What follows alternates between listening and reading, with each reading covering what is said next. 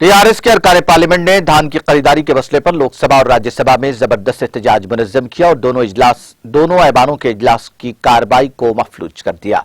अनाज की खरीदारी पर वाज़ेह पॉलिसी के ऐलान का मुतालबा करते हुए टीआरएस अरकान ने ऐवान की कार्रवाई चलने नहीं दी। लोकसभा में अरकान पार्लियामेंट ने स्पीकर के पोडियम पर प्ले कार्ड्स के साथ एहतजाज किया।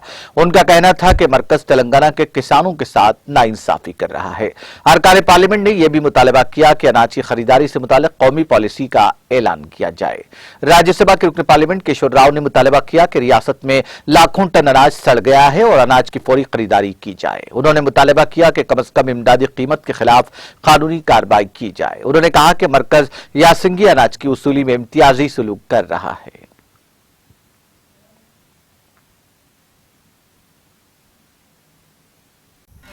नाज़रीन, हमारे टीटीवी न्यूज़ को सब्सक्राइब करिए, बेल आइकॉन को प्रेस करिए, शेयर करिए और लाइक करना ना भूलें। और किसी एडवर्टाइजमेंट से मुताल्लिक़ जानकारी के लिए हमारे इस नंबर पर कॉन्टैक्ट कीजिए।